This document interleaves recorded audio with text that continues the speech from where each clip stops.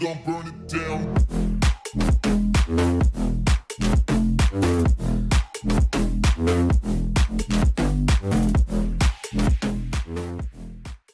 He's such a better mechanic than you, and funnier. It's the hot dog and hamburger show. It's gonna be a one-man show. He keeps smoking those cigars like that. He'll be dead at the end of the year.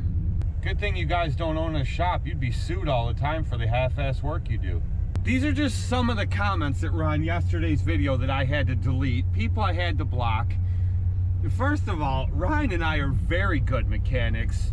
I wouldn't really say either one of us is better than the other. I mean, you guys have seen my videos of me rebuilding gearboxes, welding and fabricating stuff, working on my trucks, working on my mowers, doing this, doing that. Ryan is an extremely good mechanic as well. I think we're both about the same. We both can do anything. Hot dog and hamburger show? Really, you freaking losers? Like, what, because he's chubby and I'm a skinnier guy? I mean, like, what was it really implying? How freaking ignorant. Like, why would you even write something like that? That's so stupid. You know what? And I guarantee you wouldn't say that to either one of us, because I know I can hold my own. And you know what? I've seen Ryan throw down. You don't want to be at the business end of those big mitts he's got, okay? I'll tell you that right now. And they'd sue us if we were in if we had a shop. We'd be getting sued all the time. We've never fixed something that has ended up breaking later, ever. We're gonna work on this pile today. For once, it's not my truck, but if you look in here, everything is brand new. Ryan had everything done except for the wheel bearings, and we just went out shopping, screwing around this morning, and went to a Ferris dealership we've never been to and checked that out. It's a monster dealership about an hour away from us, but yeah, it's squealing pretty loud going down the road. And I think it's the passenger front side. Ryan thinks it's the passenger driver's side, and we both might be right. So we're gonna pull this thing apart and we're gonna see what's wrong with it. So I found these cool things at Walmart.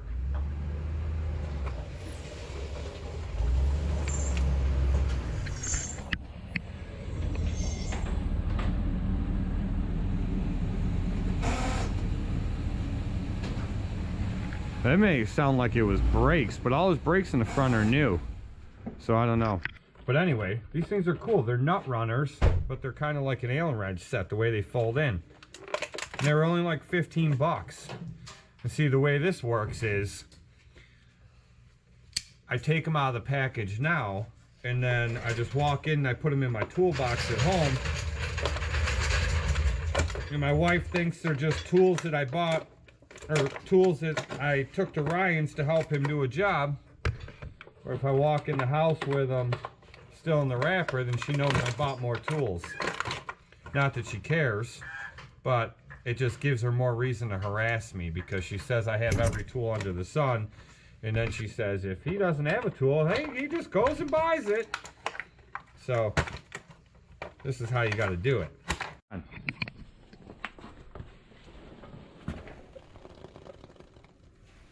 That's the axle. Wait. It's the rubber on the axle. Yeah, it is the rubber on there. Ryan, I found the problem. You have an issue with your rubber. Yeah. It's your rubbers.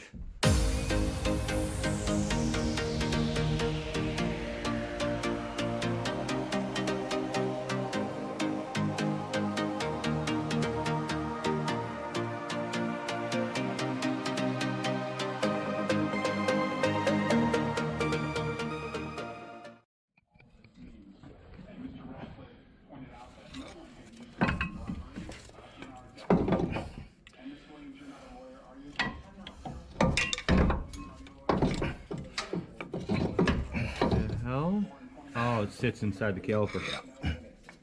The piston. Brakes aren't hanging up at all. No way. Not even glazed over. They would be. All these new bearings come with ABS sensors. Well, 9 out of 10 times. We're gonna have to use the big boy just to break these loose. Can you get in there with the gun? If you had a long extension, have the gun back here? I don't know. Bet you could.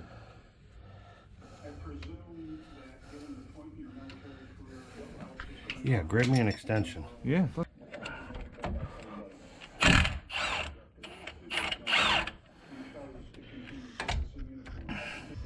Well, Roscoe's got the new one on here.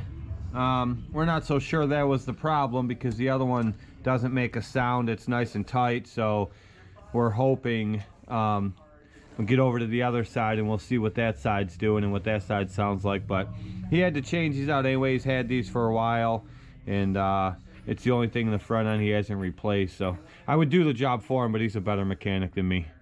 So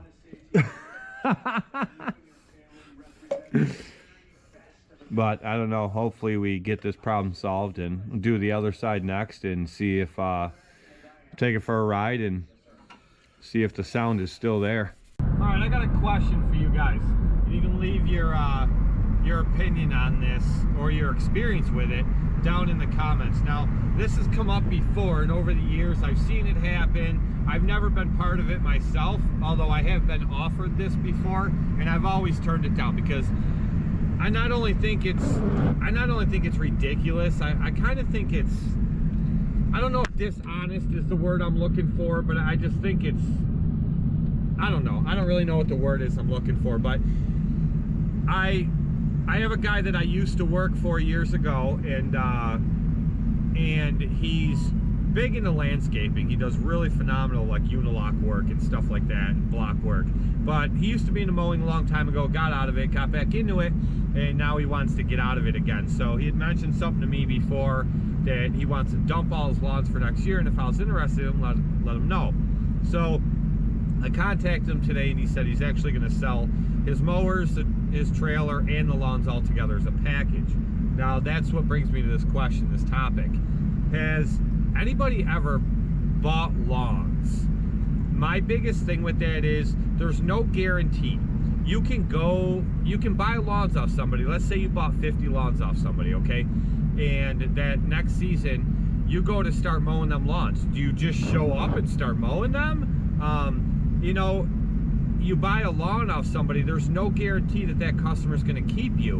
And if the guy that did it before said, you know, I gave all my lawns to this guy, and I recommend him, there's two problems I see with that. The one problem is you don't know if that customer was even planning on calling you back the next year. They might not be happy with your work, so they're sure as heck not going to take a recommendation from you.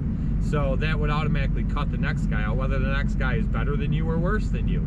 You know, everybody likes to think, oh, I was the best, they never get rid of me, but you don't know that. So so that poses a problem right there. The other problem I see with that is, what if you pay for, and I've heard it different ways, I've heard the going rate is twice the cut on that lawn. So say you were making $40 a week on that lawn, you'd sell the lawn for 80 bucks. So it's two cuts. But again, there's no guarantee they're gonna keep you, so you don't know how that's gonna go.